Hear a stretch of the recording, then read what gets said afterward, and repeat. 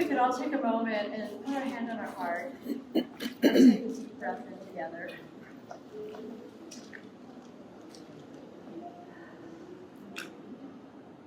One more deep breath in.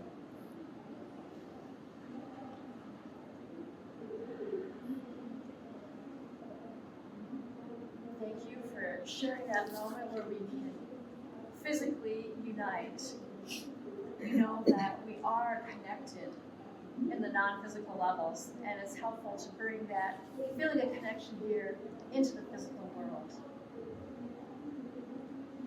Gino Crededío is our speaker today. I first met Gino in Urbana, Illinois. He was both an undergrad at the University of Illinois, and he was studying at the School of Metaphysics. Ambitious and effective, even then. I then met him again a few years later, where I was getting to know him when he was in the school in Palatine. He started as a teacher, as a student at the school, became a teacher, and is now a director in the School of Metaphysics, and continuing to expand and grow. In just a few short years, he's grown an amazing amount. And of course, it is due to his choices, just as our growth and development is due to our choices. I'm really grateful for the topic he's speaking about today, spiritual education. Just as I'm grateful for all of you from wherever you've come for being here in this room, and being here at the Parliament of World Religions. So many of us are desiring to make the world a better place, and people here are acting on it. And it's heartwarming and affirming to see so many people from so many different areas around the world all committed to making the world a better place. And we do that one person at a time through making ourselves better, and that expands. And Gino is going to share that important topic today, so without further ado. Thank you, Dr. Ray.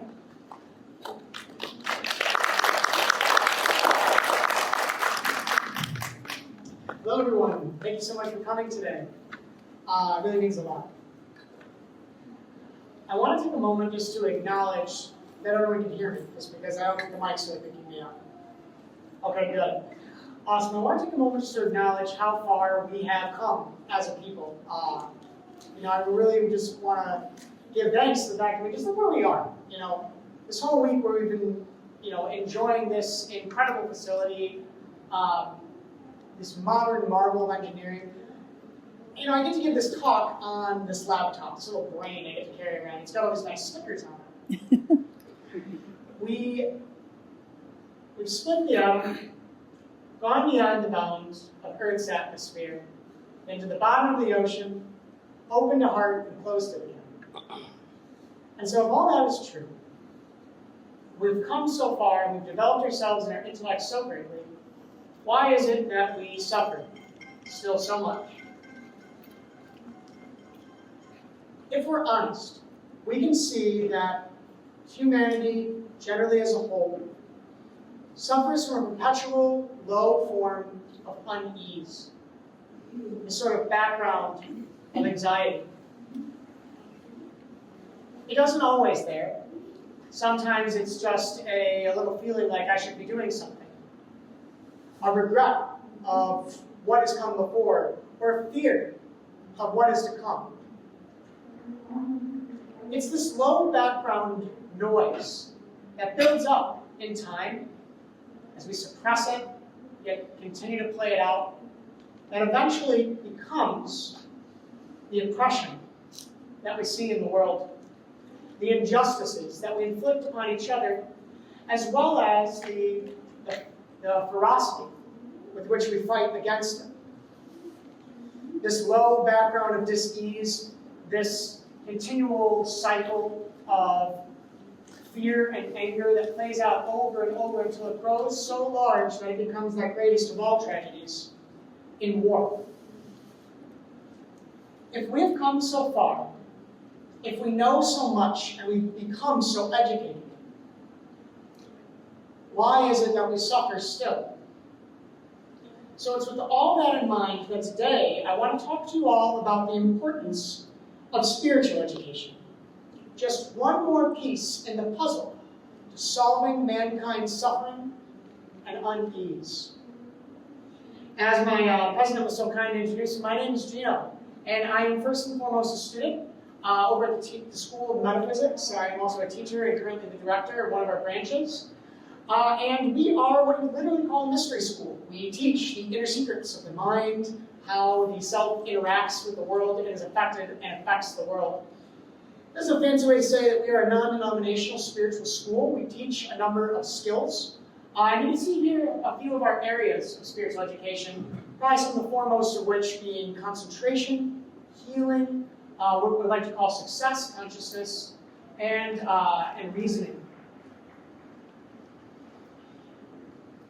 In today's talk, we are going to go over what is spiritual education, what makes it a little different than the really awesome intellectual academic education we were also blessed to receive and in truth we're sort of forced to receive. We're going to go into some study, then we're actually going to have a little bit of a workshop. We are going to do some practice, and then I'm going to share with you a little story of how this study, this practice actually transformed me, how it transformed me personally. Before we conclude and have a little time for some Q&A. All right, so diving right in, what is a spiritual education?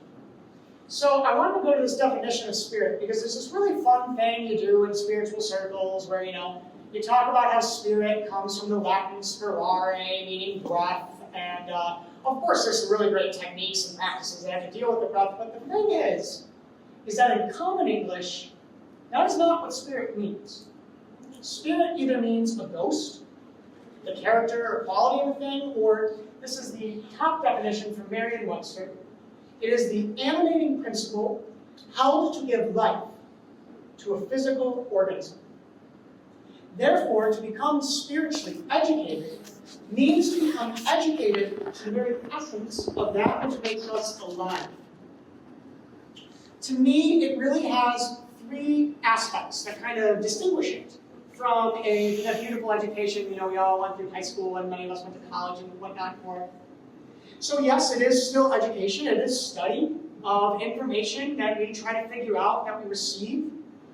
Two, it's practice. It's getting hands-on. There's a need to work with this spirit, this life force within us.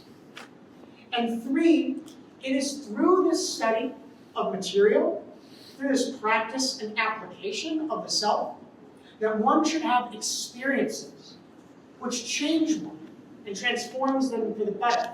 They should, as we like to say, reach a higher state of consciousness. There's this really wonderful Indian teacher, I'm sure many have heard of him, his name is Sadhguru, and he just said it best. To quote him, he said that the greatest technology on the planet is the human mechanism. But most people are yet to read the user's manual. And you see, that's just exactly what a spiritual education does. It is the study of that user's manual, because again, spiritual education is study of one's own mind, life, and self, whether you like to put that with a big S or a small s. I want to talk to you just about how there's these three smallish groups who could benefit from spiritual education, namely the general public. Whether or not you believe that Jesus Christ was the savior of mankind, God's son, or that Krishna was the personality of God, or that the Buddha was the master teacher of enlightenment, all three of these individuals and many others simply have useful insights into the nature of ourselves that are worthwhile to hear, regardless of what you believe about. And these insights have particularly profound potential to increase our mental health, as we'll see a little bit later on. In addition, as one incorporate some little things of spiritual education to the general public, they can help mankind reach their potential as they learn about themselves.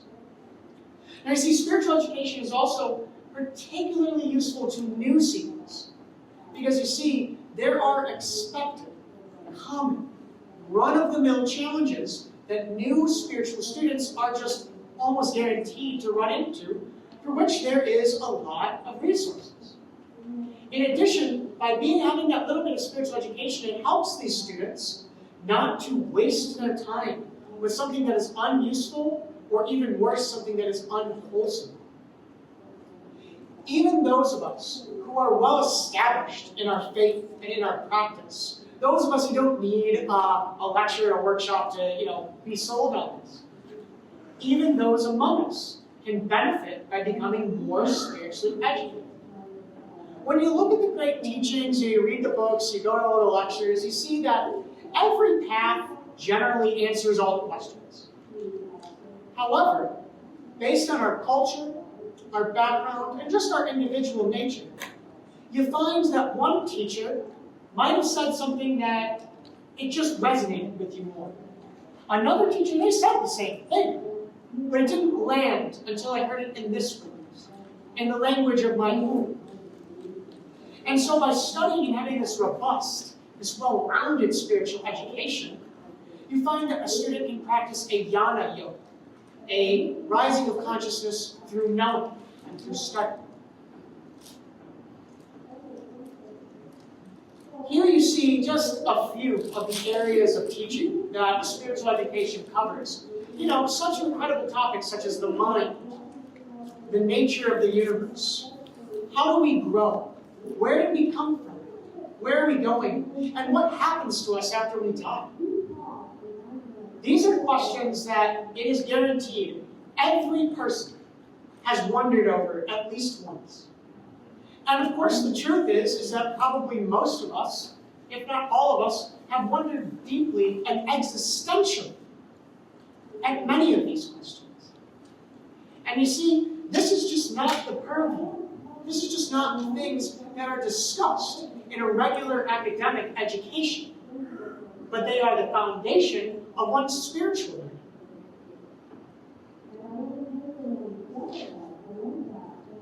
Spiritual practice is well known and now even proven to help mankind reach their potential. So here today I wanted to introduce you to just two studies that really kind of blew my mind. On the left, you see the work of Elmer and Alice Green of the Menninger Foundation. They studied with a really renowned yogi by the name of Swami Rama. Swami Rama was an accomplished yogi. He could do things. And his master sent him to the West to show them what they could do.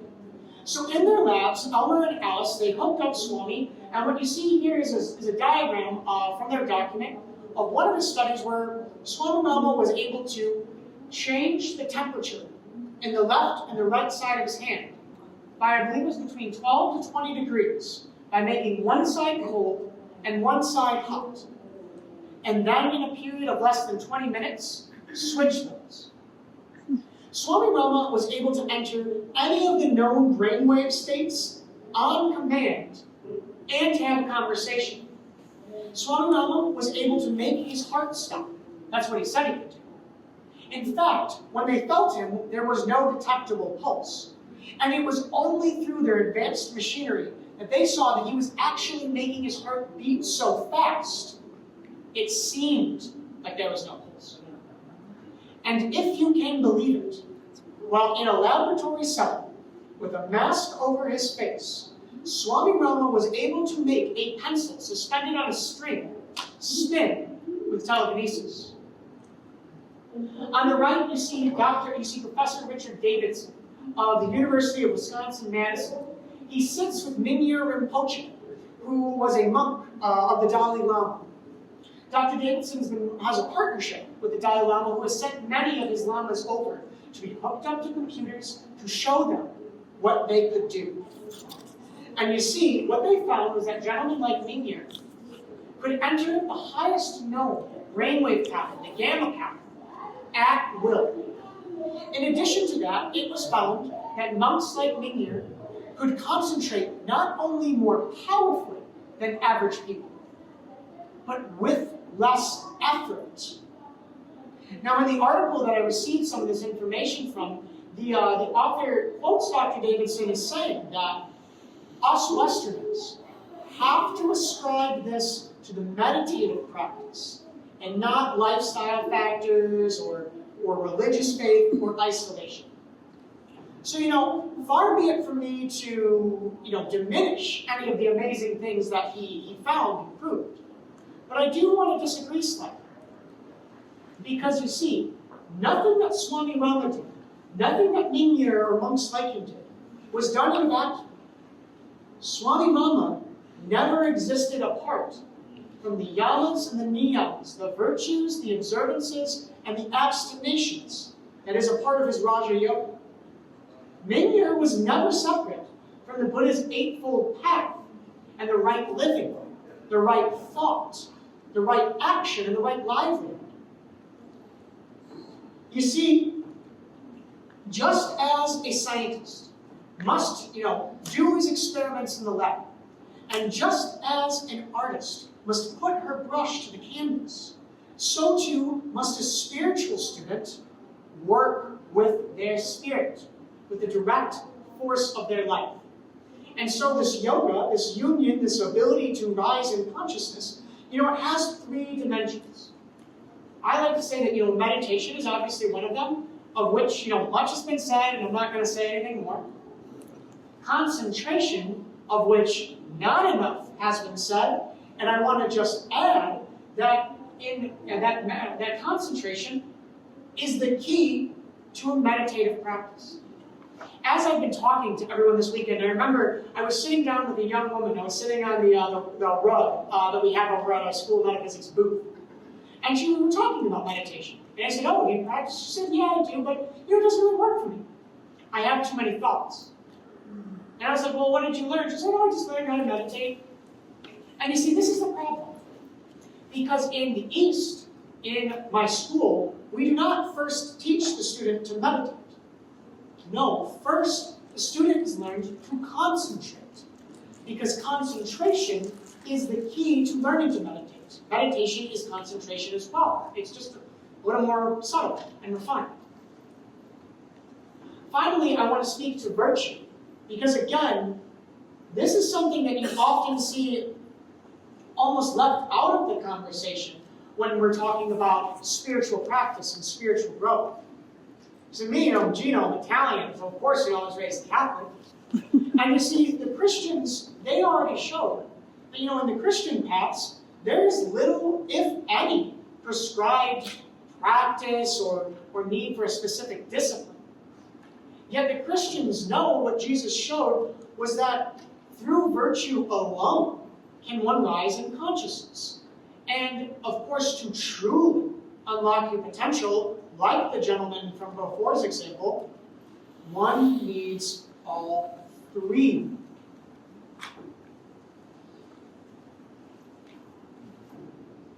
You see, it's well known in spiritual circles that mankind and womankind, that humanity has their work cut out for them. Because just as there is that force that brings us up, we know that there is that force from within that seeks to bring us down. One of the most classic examples of this is, of course, the ego. In my school, we like to say that the ego swings between two polarities, being shame and pride. You see, there are these forces within that cause us to feel bad. And then, of course, to dismiss that bad feeling, as we talked about in the beginning, but that just makes it worse as it grows. When one feels shame, one hides. One does not act. One does not do. When one feels pride, in the negative sense that is, one becomes a narcissist, feeling that they are clouded and that they are better than others. So then it is okay if I gain while another suffers. It is okay for me to perpetuate injustice, because that's just the way of things. There are all these little nuances of our evolutionary biology and of our very psyches, of our minds, that sort of have a count against humanity.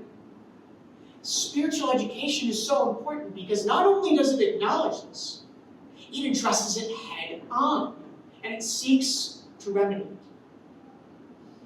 With no further ado, I want to introduce you to three of the world's great spiritual teachers.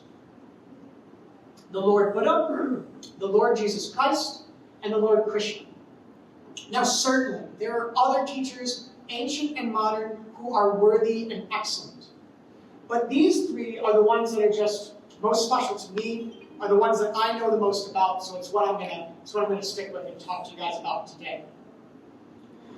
We're gonna study some of the words that are ascribed to these people.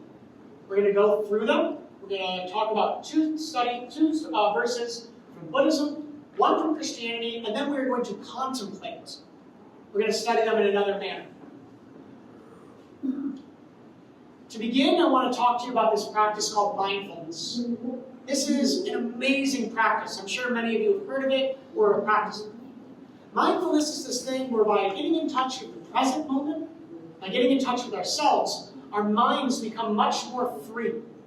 We usually feel better, we're able to do more, and it's just a very powerful practice. And a lot of research is even coming out to prove this.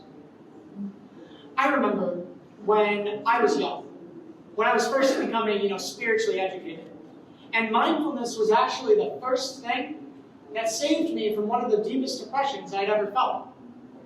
So I was so into it. And I remember early on, I was scrolling through Facebook, like the doom-scrolling millennial that I am. And I saw this post from an old friend from high school. We'll call her Vicky.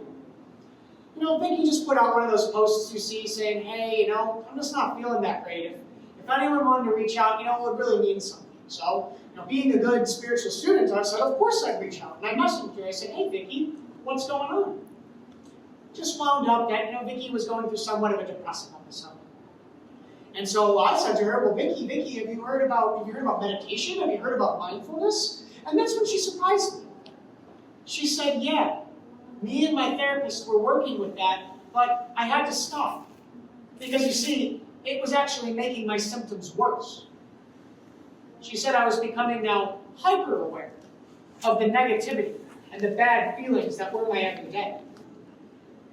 Now that stunned me, but it made sense when you look at what is, this is from the American Psychological Association, their definition of mindfulness. They say that mindfulness is awareness of one's internal states and surroundings.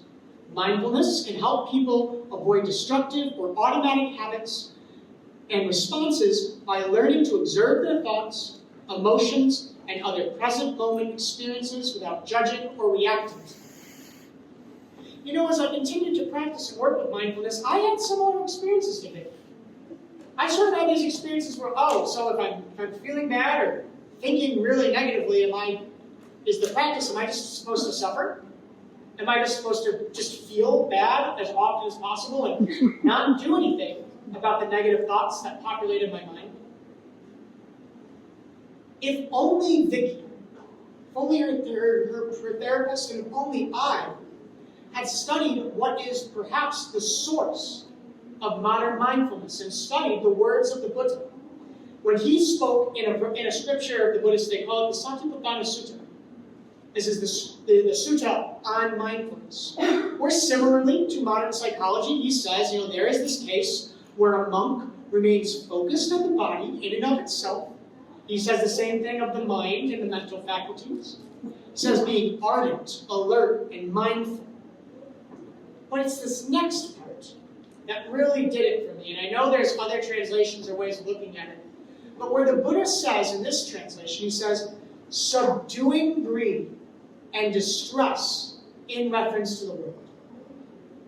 When I read that, and when I finally started having success with mindfulness, it was because I realized that not only are we supposed to be aware of what is going on, we are supposed to actively remove our attention from the negative. We are supposed to let go of the meaning of that which is unwholesome. The Buddha again and again instructs his followers to brighten their minds, not to give in to distress, to make merit and practice virtue.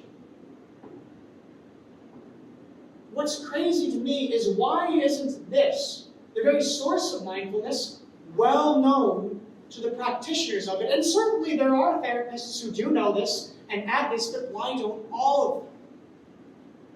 a spiritual education and study, regardless of any dogma, can aid in our mental health.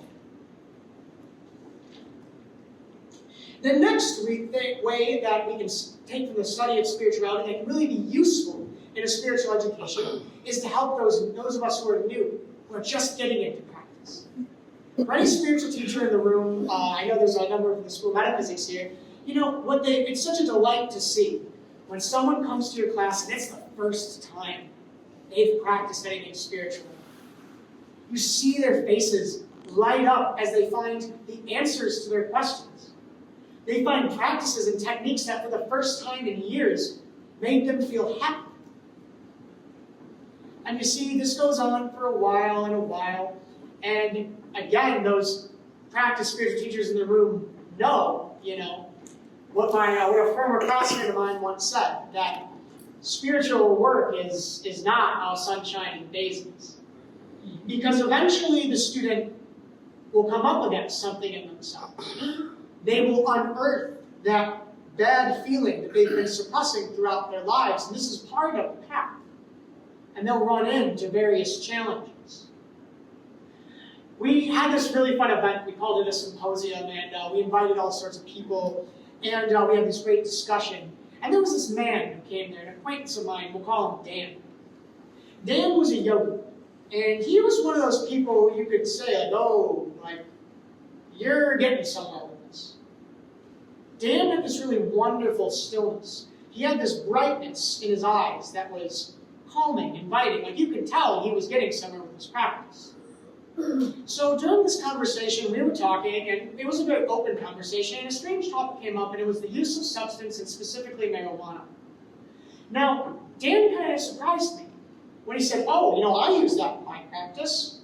He said, I don't use it a lot, but he said, you know what? It really helps with the feeling of crushing despair and loneliness that has become part of my practice. It should go without saying that crushing despair and loneliness is an obstacle to spiritual growth. But you see, that's one of those challenges that a lot of new seekers will run into. When they're practicing and becoming spiritually educated, they are going against those natural parts of the ego that the rest of the world falls into, that is, or the culture of our program. Your spiritual practice tries to get you out of that, tries to undo the program. And so as you go against the grain, you start to feel lonely.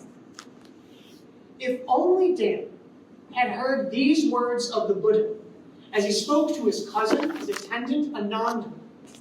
And Ananda was talking to him about two things that he thought was the two legs that the holy life stands on. But the Buddha corrected him. And he said, no, Ananda, don't say that. Ananda, don't say that. Admirable friendship, admirable camaraderie, admirable companionship is actually the whole of the holy life. Not all teachings need to be revolutionary. But in the Buddhist faith, they have this what they call a triple gem, which is the teaching, the Dhamma, it is the teacher, the Buddha, and it is the community, the Sangha. In spiritual education, there's a need to be around others, not only so that you don't feel lonely, but because when you come up against these challenges, there is a wealth of resources already there. There are teachings that are X to Y answers, A to B things to do. And not only that, there are friends to support you, to give you love, to say, hey, I'm going through that too. Or a teacher to say, oh, that happened to me. Maybe these words will help you. You see, if these challenges aren't addressed, the student will often give up their practice and will return to their ways. When if they could have just known and just had this little bit of spiritual education, they might find the joy of a community. Before I move on to the next slide, I want to ask you guys, anyone in this room pray? I pray. Anyone pray? And when you pray, is anyone in this room, those of you who raise your hand, you ever ask God for anything? Yeah, right? And when you ask God for something, you usually say, oh, if you're a Christian like I was, and say, oh, dear Lord, please help me in my time of need. Or you say, oh, God, I really want that new car. I really want that raise. Or if you're honest, you say, you've come to those desperate times, you say, please, God, please, I need this. If I don't have this, my life will end. If you say you have it, shame on you for lying. Now, what if I told you that according to the teacher Jesus Christ, that you all were actually praying wrong? In the book of Mark, Jesus describes the proper way to pray and the power that belief can have. He says, truly I tell you, if anyone says to this mountain, go throw yourself into the sea, and does not doubt in their heart, but believes that what they say will happen, it will be done for them. Therefore I tell you, whatever you ask for in prayer, believe that you have received it, and it will be yours. This is so fascinating to me, because for those of us in the room who are maybe versed in some modern metaphysics, or go to the school of metaphysics, you've heard about the concept of visualization. And it is based on this exact principle. When you visualize, for those of us who are established and have understandings in that, you don't need me to prove to you. They don't need anyone to prove that if the mind visualizes something, feels it, experience it in the present moment. The classic example is you want a new car. Well, visualize yourself in the car. Feel the steering wheel. See the color. Have the new car smell. And that by doing that, you help to manifest. You see, Jesus already knew that. So what I just wanted to add, in addition to that part of the conversation, is if you already knew how powerful your subconscious mind is in your ability to manifest, imagine how much more power you would have if you consecrated your visualizations and you made them a prayer.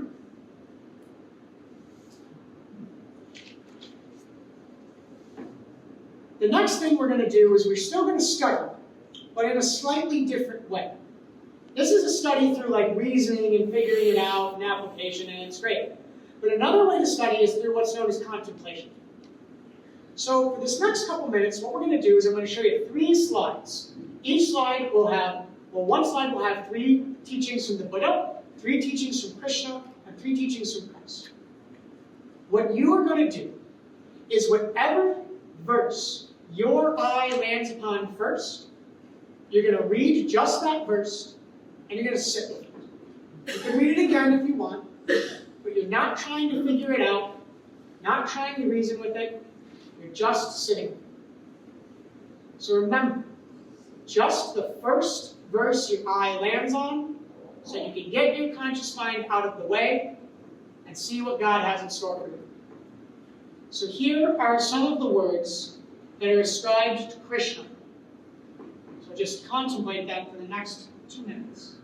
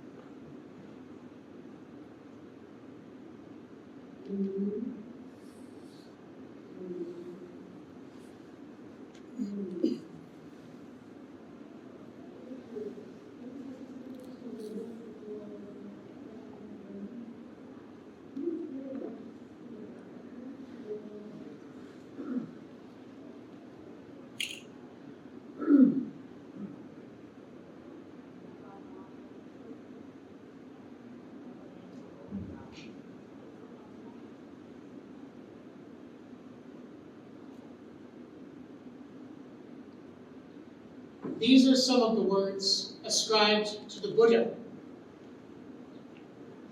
Contemplate one of them.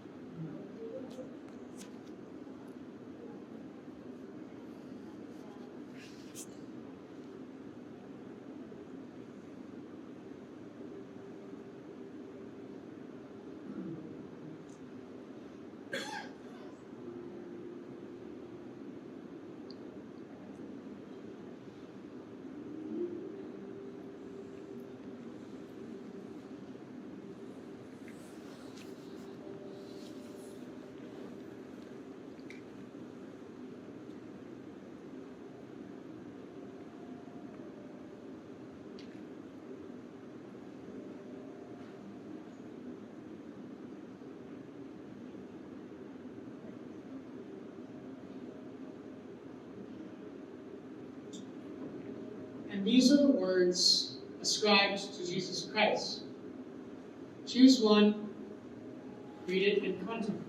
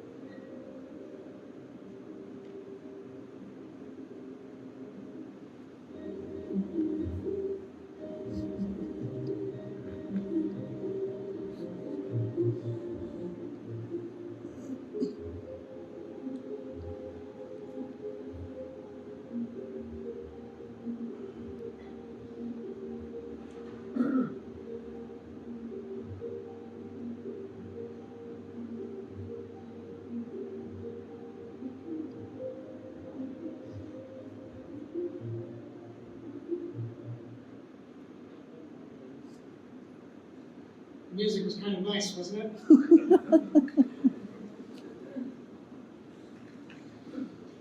We're going to continue moving into the more applied and workshop portion of our session today. So what we're going to do is I want you guys to get in touch with that mindfulness that we were talking about before.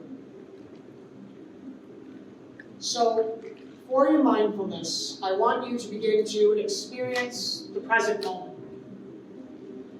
I want you to bring your attention to start touching your spirit, which isn't it only here in the present moment? Start walking through your senses. See the room. Hear my voice, perhaps it's lovely music. Touch, feel the sense of touch. whether that's your weight on the chair or the clothes on your body.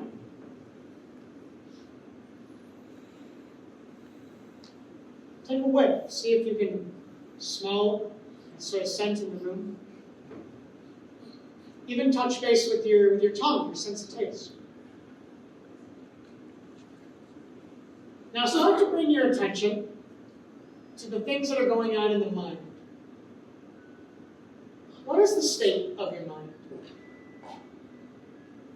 How does it feel? I want you to keep this present moment feeling for this next exercise we're going to do. The next exercise we're going to practice is called candle gazing. It's what you're taught. It is the foundational exercise of my school, something that every student spends a lot of time doing. It's an incredibly simple exercise. What we're going to do is we're going to put a video of a candle flame up here on the screen. And you are going to take that present-minded moment attention, and you are going to place it on the candle flame. And if your senses and your attention ever wanders back to those senses or to your mind, you're going to bring it back. You're going to refocus on the flame. This is going to be a 10-minute exercise, so get nice and comfortable. And remember, keep that present moment feeling. And work with that part of your spirit that is your attention.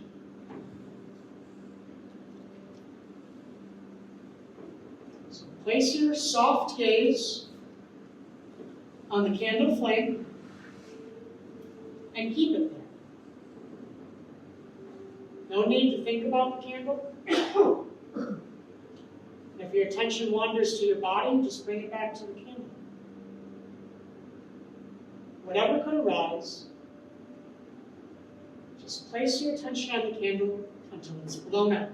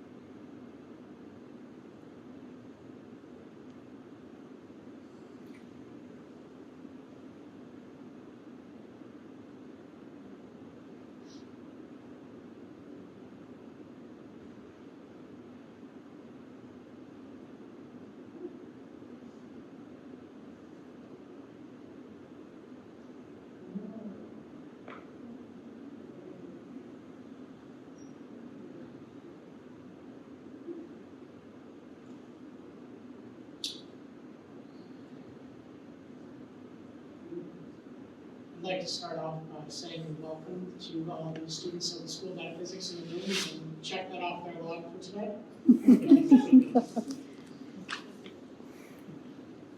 It's a long 10 minutes, isn't it?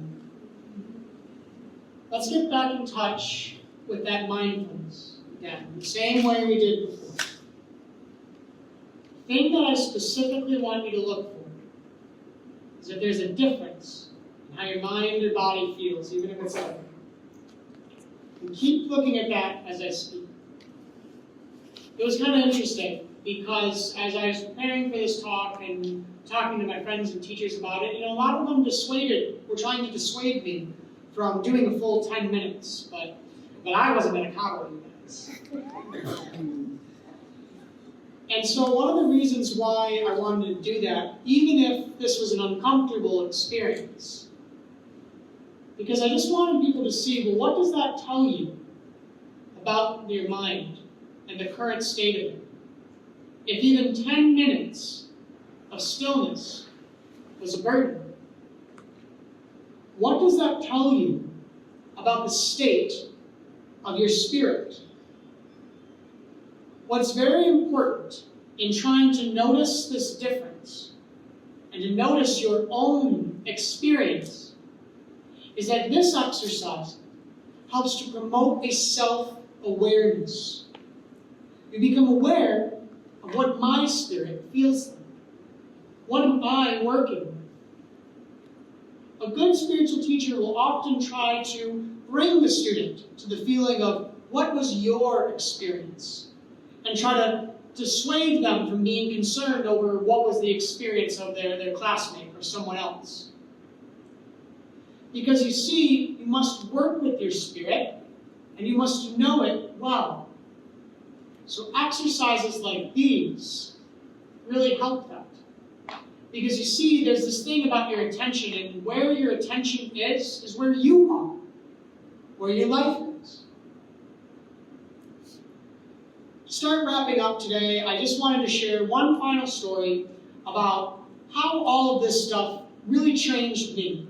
Through my study here at the School of Metaphysics, through my own spiritual education, through something that I learned by applying the teachings, and then through a discussion I had in one of our excellent School of Metaphysics classes.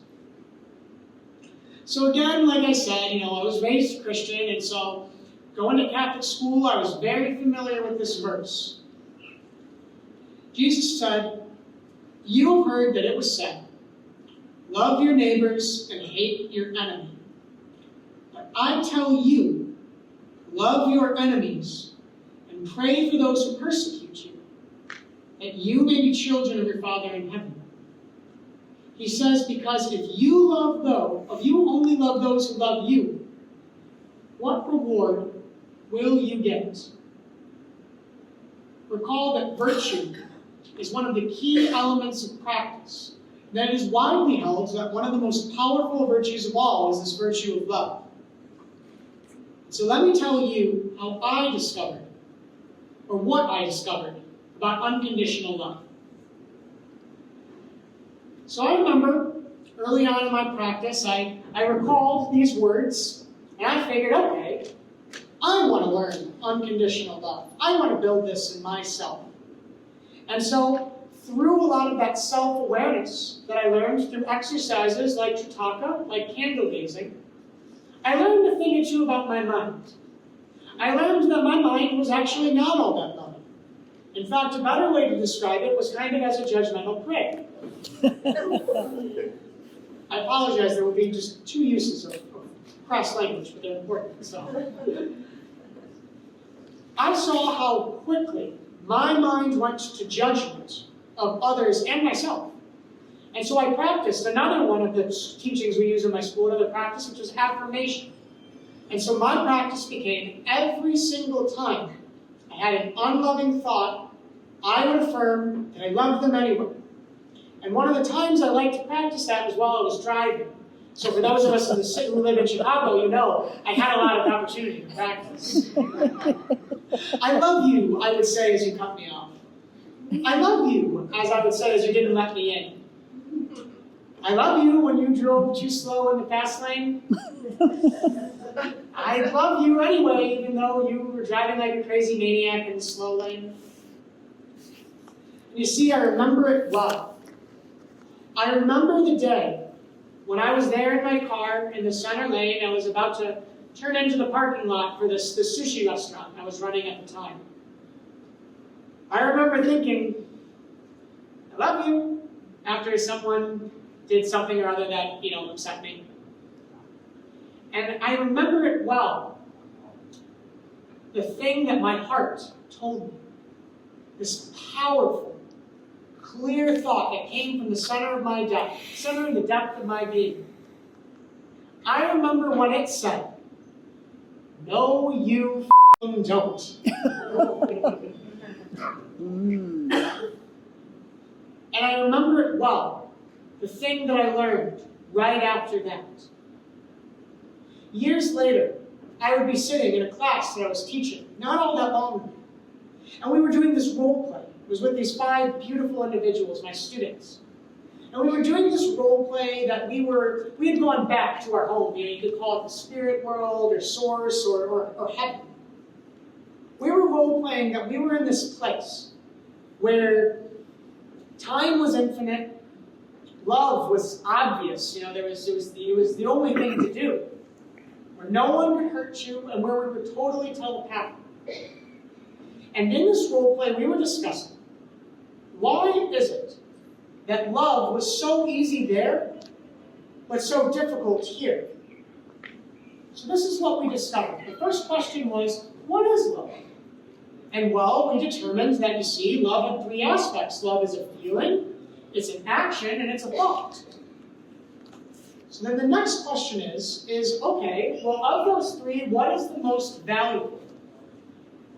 And well, again, we determined that, well, it was the feeling that was most valuable, followed by the action, and followed by the thought. Of course the feeling of love is most valuable. To feel love or to be loved, it's the best. It makes us feel alive and grateful. Our life has meaning when we feel love. To do loving things is also very valuable because it either gives someone that feeling or it gives us that feeling. So the action is very important. And finally, the thought, it's there, but in America we have this saying, we say that it's a thought that counts, which is really just a cop-out to say that I wish you would have done better, So, okay.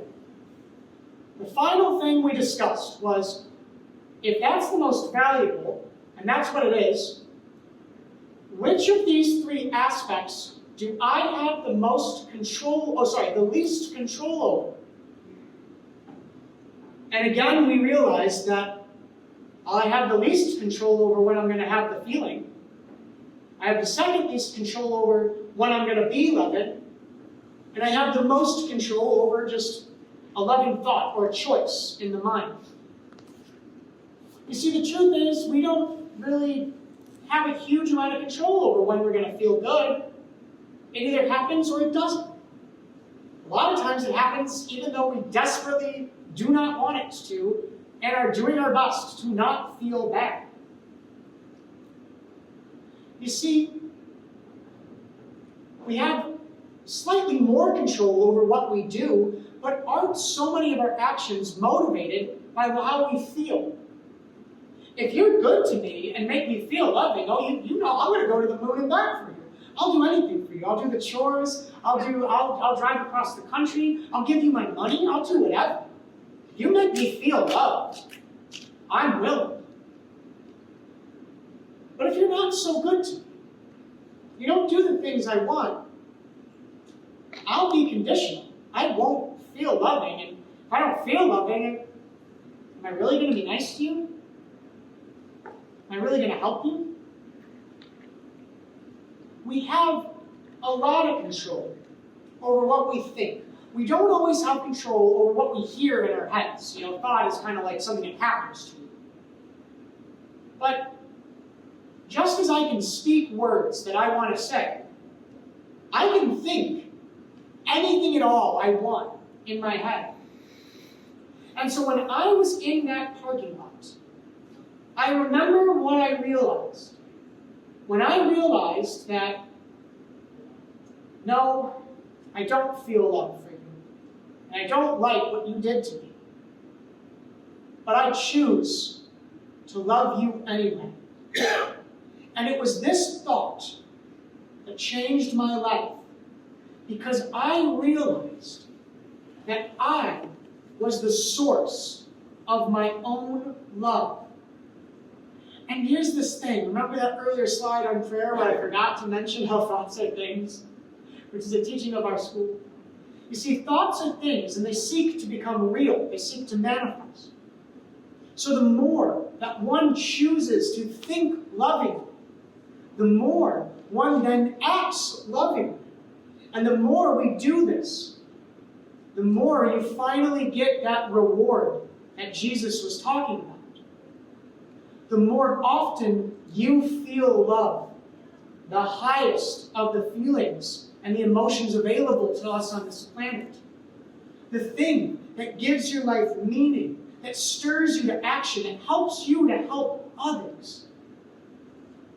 So long as you are conditional with your love, you do not have this access. So you see, what I learned by hearing this teaching, because when I was challenged to do something so crazy, because who in their right mind would do something as stupid as to love their enemy without being prompted to do so? Through that self-awareness, to stick with myself, cultivated by spiritual practices, did I finally realize that the core of unconditional love is choice. And I learned the meaning of unconditional love. That it's no matter what you do, and no matter what I feel, I can love you. It was that little thing that was inspired by a spiritual education that entirely changed my life. And maybe this had relevance to you. I hope it did. But here's the thing. Who knows what you will discover when you become spiritually educated? When you hear the great teachings that you wouldn't have gone to normally? When you practice with your own spirit? What's waiting for you that will change your life forever? If any of this had any relevancy to you, I'd be really cool. Maybe some things more than others. But this was just such a small taste, because here's the good news. You live on a planet of countless teachings that cover every topic from faith to healing to dreams to meaning to visualizing. Collected in these books and among these words are the teachings that could change your life if only you would become spiritually educated. To conclude, these are just the things that are known to those who are educated spiritually. These things have benefit to everyone, whether just the general public who could be slightly changed by hearing something, to the new seeker who just needs a little bit of guidance, to those of us who are well established and gaining ground in our growth. Our spiritual education has those three tenets of study, of practice, and of transformation. So if any of you would like to further your spiritual education or even become spiritually educated, I invite you tomorrow to come back to our booth over we're right in there in the Parliament, the School of Metaphysics, and see some of the wonderful programs we have both in person and around the country, as well as online. Feel free to take my email if you had any further questions about anything you heard today. Thank you so very much for your time. These are some of the references of what I had, and we have a little bit of time to do some Q&A if anyone has it. Again, thank you so much.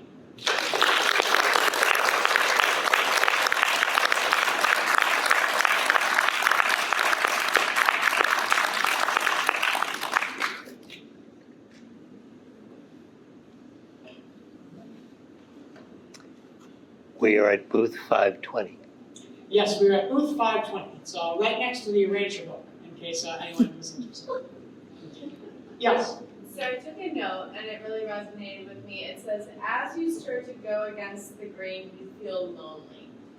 And I can relate to that. So I would say, and then we're talking about negative thought, and how do you even embrace that?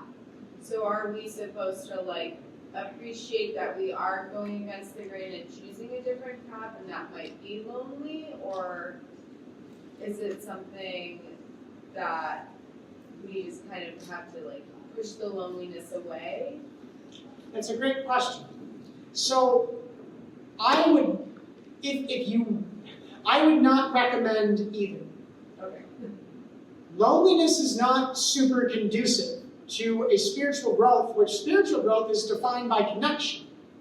Loneliness is something that will happen at times because, most of the world isn't, these chairs are empty, this parliament isn't overrunning with, the people of Chicago. But what I would recommend is, especially as you are attempting to spiritually grow, that you find a community, big or small. It could be something you go to every week. It could be a huge part of your life. It could just be something you touch base with once a month. It could be someone you talk to about it. You want to go beyond the loneliness by having community. When it does arise, it's that twofold sword to mindfulness. You mutually appreciate that it is there, but you remove your attention from it as it becomes too much. You dismiss the meaning of it in your mind because your mind will make a huge story about it that will just complicate things further. When problems or challenges arise in spiritual growth, the goal is to address them and to work on them and eventually transcend them. Gino, you spoke about something earlier that sort of stuck with me, and I was wondering if maybe you could expand on it a little bit. So, is it wrong to ask God for anything and everything? That's a phenomenal question. So there's actually a Sufi teaching about this. For those of us who don't know what Sufism is, it's a very spiritual form of Islam. And there's this story where Moses, he's walking down the road, and he sees, this farmer who's out in the fields, and he's praising God, and he's out the Baptist church, and he's being really loud. And Moses, being a spiritual master, he says, "Oh no, that's the wrong way to pray." And he goes over and he explains, "I'm this holy man. Don't pray like that. Pray like this." And the farmer's like, "Oh, okay." Moses didn't make it 20 feet down the road before God hit him and said, "What the heck did you just do? Go back and fix it." He was perfect. What is really important in prayer is to pray in a way that makes sense to you and you establish this connection with God. Jesus also says, "Knock and the door shall be opened. Seek and you shall find." So I would not say that's incorrect in any way. It was a little bit more of a joke. But I would add that to make your prayers more effective, especially when they're prayers trying to get something, add some metaphysics. In addition to saying, "Lord, please give me this thing," then also say, and use your will and use your effort to visualize and essentially pretend like it is real, and to give thanks unto God for giving that which I don't already have. So you should incorporate that instead of eliminating what you already do, because what you do is beautiful. Do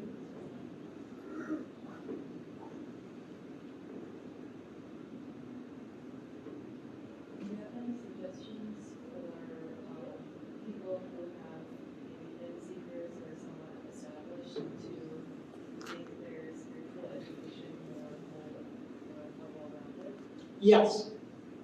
If you Could you repeat the question? The question was if there was any advice or guidance for people who are already in a spiritual practice to make their practice a little more whole or well-rounded. And I would recommend exactly that.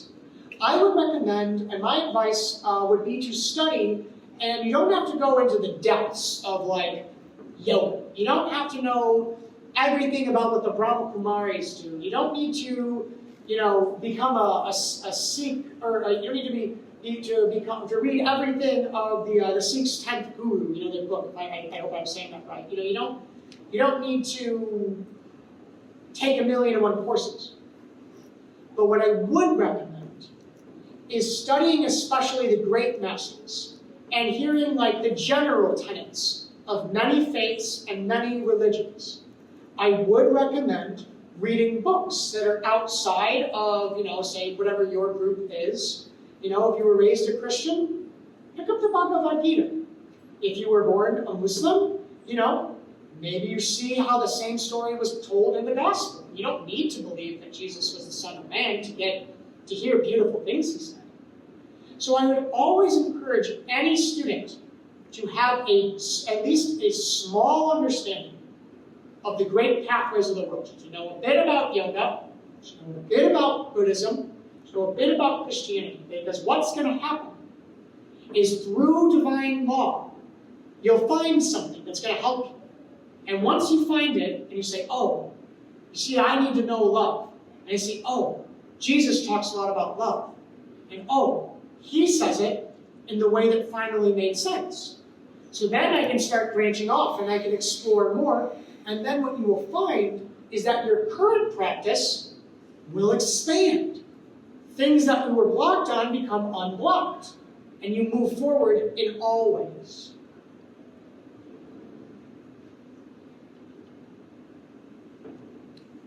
Okay, I have a problem that I have read about Jesus telling that God knows what you want already.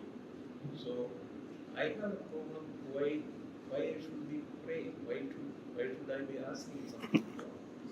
That's a great question. So if you return back to, I'll just return back to that. What was the question? Oh, sorry. So the gentleman here said he had a problem. He said he heard that, God already knows what you want. If God already knows what you want, why pray at all? So, this is a question that is somewhat answered by a whole-minded spiritual education, and it's especially answered by what we talk about at my school. It's answered in metaphysics. Okay. So in a broader sense of spirituality, it's something you can hear a lot of places, that God is all things. And we could say we're all a part of God, we all are God, and God is also something bigger than even that. Okay? So we're all connected to God. When we pray, it's essentially that God is praying through us. Okay? So it's an act that God is almost doing, you could say. In the book, Who Am I? Ramana Maharshi says that once you realize and you transcend, you see Shiva was the only one ever doing anything, and everything else was wrong. So maybe that might mean something. Okay, so then why pray? Look at the first part of the teaching, where Jesus talks about the power of your belief. Jesus understood the mind. So when you actively use the mind, because prayer is an active thing, it's something that you do. The power of your mind, if it believes in something, and the power of your mind when it visualizes something, is that it makes the spirit move. It seems to help it. So yes, you could say the yin side of God already knows what you want, but the yang side of God is just waiting for you to go after it. Because that, when you pray for it and when you seek it, that is then God moving towards it. Does that help? It's okay if it doesn't. I'm just a guy.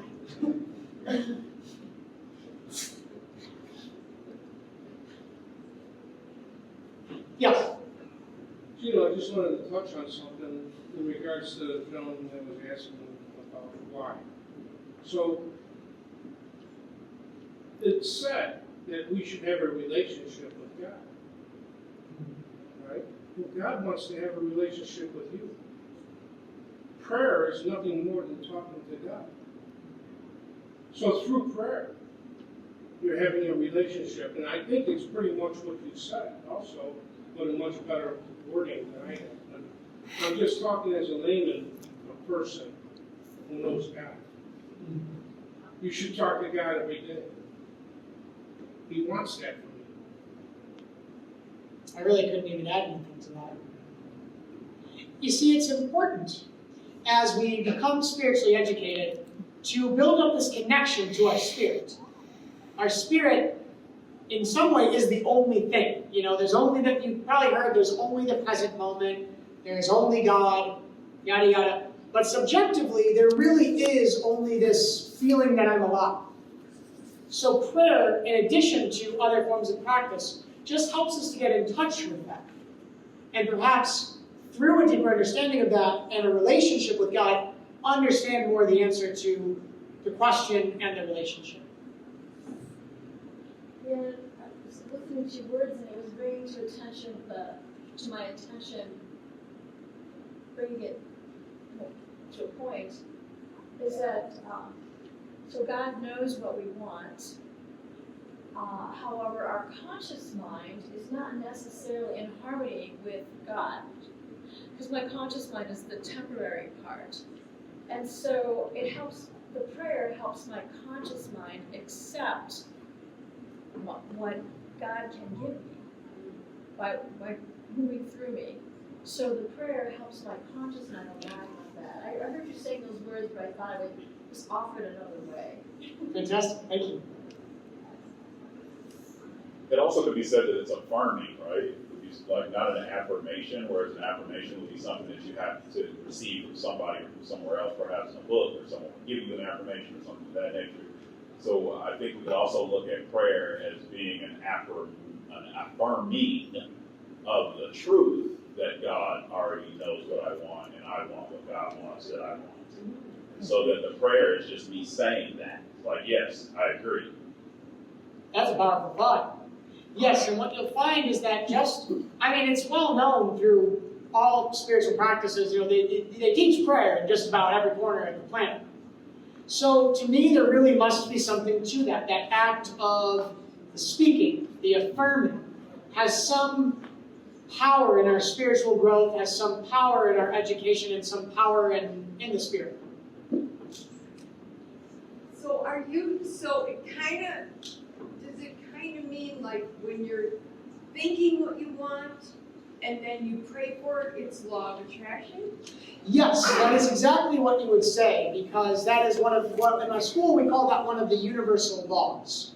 That the mind seems to be kind of a manifesting tool. That's what actually, when we teach this diagram in our classes, what you often say is that the conscious mind puts things in the subconscious mind. And then the light of superconscious mind manifests it down into the conscious and the physical world. So that is the attraction.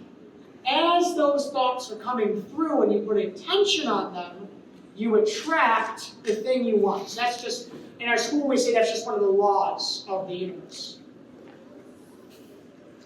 Would you agree that the very fact that we dare ask or pray is a sort of claiming our divinity, our connection to the divine within us?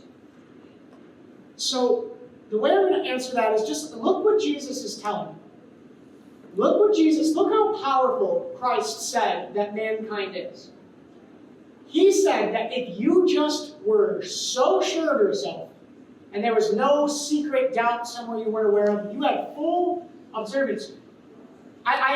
This is one of the things I actually do interpret literally, that mankind, a human being, could throw a mountain into the ocean. I know in India there's some myths about this.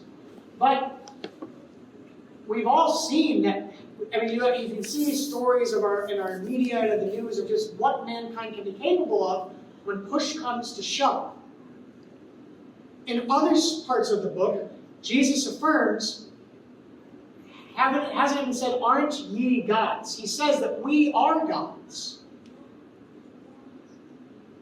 So yes, you have this divine ability to interact with and affect the world. And what Jesus was here to show you is that one of the only things getting in the way of that is that you don't believe that you can. So it's that belief and that claiming that really aids in this process. And of course, this is why having some knowledge of some of these verses, who's gonna figure that out on their own? Maybe a couple of us who are extremely powerful, and those people are probably running Fortune 500 companies at this point.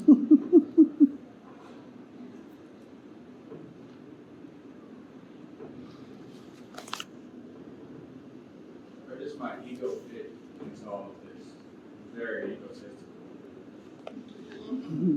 So there's two ways that the ego it plays a role in spiritual education. Okay. One, the ego is often the source of many of those things back at the beginning of the presentation. Many of the reasons why we sort of feel bad and that cause us to become clouded in the mind. The ego can make you feel that you're better than other people, which is obviously not the highest judgment. The ego can make you feel like you are very limited, that you cannot have things that you want, because if you try to get them, you're going to hurt yourself or not make it in some way. So it is useful to know the sort of pitfalls, like the dangers of the ego. Because when you know them, and when they of course pop up, you can recognize them and you can say, okay, wait a minute. I see where this is going. This isn't where I want to go. I need to know that. The other thing we talk about in my school is that the ego can help to motivate you. Now, obviously, pride such as that, I think that I know I'm better than all of you because I'm up here and you're down there. That's not going to get me anywhere in life. Or if it does, it's going to come at a big price. But the pride of saying that, hey, I can write a proposal to some huge organization called the Parliament of World Religions. Hey, I can say things that people will find valuable, that I can feel good when I did that. That can motivate me. Just as you could be motivated by, I'm so ashamed of who I am, I fixed everything in my life, and I became rich enough to afford the therapy that I need to heal the shame that got me the money. I could be motivated by pride and become a vicious businessman and build a company and at the very last minute steal it out from under my friends who made it with me and have their hatred and have that guilt secretly within me forever. Or I could choose to say, hey, I could grow because I want to do good. I could grow because, if you believe in God, God loves me and would want me to do the best I can. So the ego plays the role of, you got to know it's there, and then you have to pick what is motivating it. We would have time for one very brief question. And if not, thank you so much for your time, and we'll cede the room to the next group.